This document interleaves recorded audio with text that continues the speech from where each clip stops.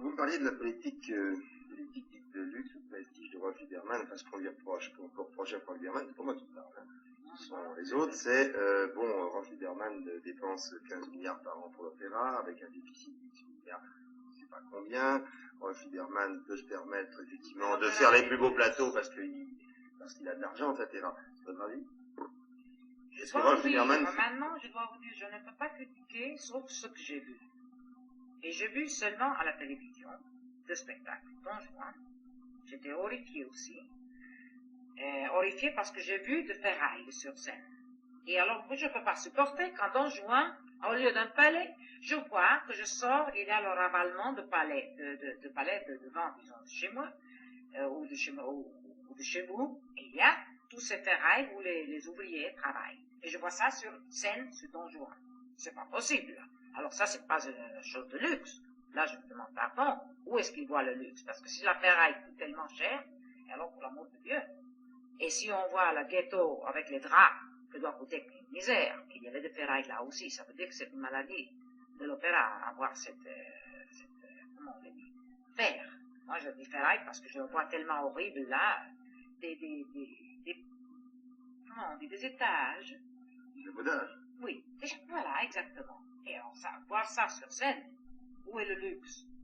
Moi, je comprends voir le luxe, c'est avoir un chef d'orchestre avec des répétitions, je ne sais pas combien, on pourrait arriver à une qualité de performance, avoir les musiciens qui travaillent dur et sans horaire. C'est comme ça qu'on travaillait dans le temps. Sans horaire, à dire, bon, maintenant, c'est fini, c'est 1h30, je ne sais pas, je dis n'importe quoi. Et alors, on laisse un morceau moitié. On restait là jusqu'à 4h du matin, nous, cher monsieur.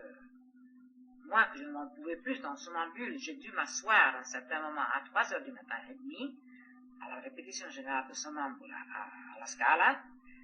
On était encore là à répéter et je n'en pouvais plus de rester debout. Je me suis assis sur le plateau parce que je n'en pouvais plus. Mais c'est comme ça qu'on sortait des spectacles merveilleux. Marie-Thérèse, vous n'êtes pas d'accord avec moi si je vous dis qu'il y avait quand même certains opéras qu'il fallait un peu dépoussiérer au niveau de la mise en scène. On se souvient de certaines mises en scène de la Valkyrie où c'était vraiment tragique, le carton-pâte. Alors... Mais si, moi, je dois vous dire, moi aussi j'ai chanté dans des cartons-pâtes et tout ça, je veux dire, à New York, en métropolitain, dans Lucia, terrible, affreuse.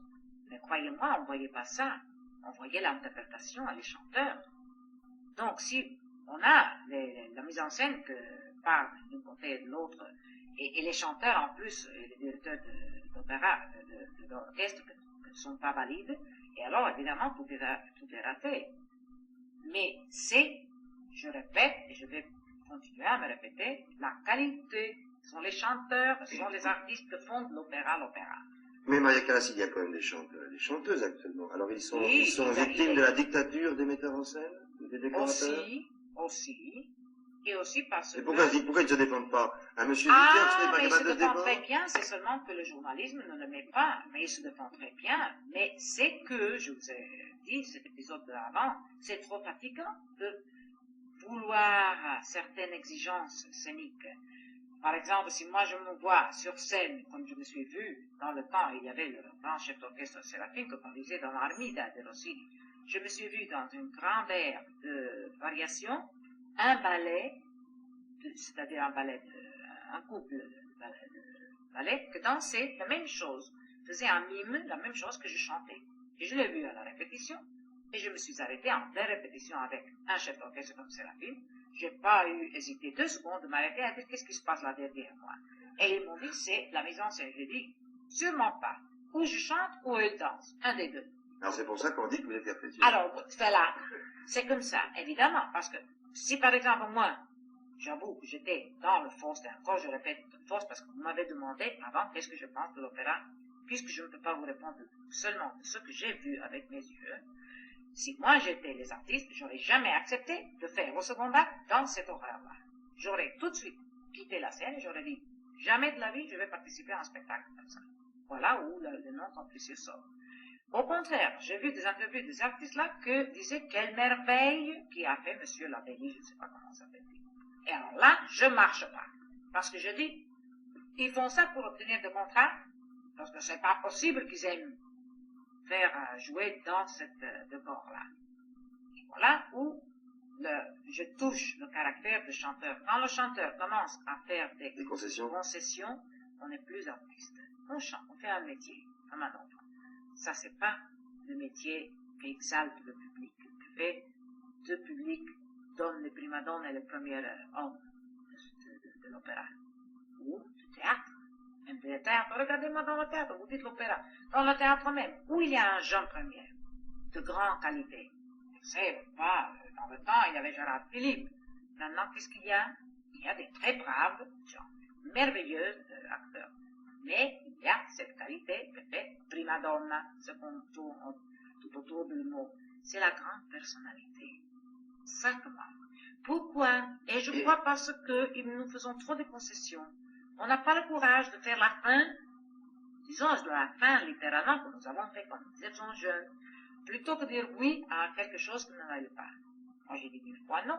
Vous n'avez jamais fait de concession, Maria Callas? Jamais, et toutes les fois que j'ai fait, parce que j'en ai fait, mais je les ai payés très cher. Plus jeune, je faisais moins de concessions. Plus tard, alors, puisque j'avais le nom tellement difficile, on disait, alors je commençais à faire des concessions et ça m'a fait mal à moi-même. Parce qu'un artiste ne doit jamais faire des concessions, parce que ça se sent tout de suite dans l'art. Et l'art est quelque chose de très sérieux. La musique est très très virile. Et il faut que je vous dise une chose. La musique, moi je suis femme et très femme. Je me vante de ça, je suis pour dire contre le féminisme, dans le sens que la femme ne doit jamais perdre son plus beau rôle, être femme. Et l'homme, hélas, lui donne exactement ce qu'elle veut. Et c'est la femme qui a voulu ça. Si nous enlevons moi je dis l'arme, parce que dans la vie c'est toujours la guerre entre les deux sexes. Dans la vie généralement il y a toujours, hélas, un peu de guerre. Mais dans le bon sens. Si nous enlevons cette arme que nous avons, ça s'appelle féminité, qu'est-ce que nous reste à nous femmes? Aller travailler comme un homme, et Dieu sait que je travaillais, moi. J'ai beaucoup travaillé. Mais je suis femme, je suis contre le féminisme excessif. Pas du tout pour les vedettes, Maria Callas. Pour les vedettes. Non, pour les MLF, vous savez, le mouvement de la libération de la femme. Non, je ne suis pas du tout d'accord. Je suis pas du tout d'accord. Il y a du bon aussi dans ce sens-là, parce qu'il faut toujours voir les choses aussi avec un œil objectif. Dans chaque révolution, disons, de ce genre ou un autre, il y a de bonnes choses qui sortent. Généralement, la révolution de la femme, Women's Lib, on dit, je ne suis pas d'accord. Parce que, si vous pouvez le mettre un mot meilleur que ce que j'utilise, être femme et l'homme soit homme, c'est la chose la plus belle au monde. Oui. Et c'est ce que l'homme veut, au fond.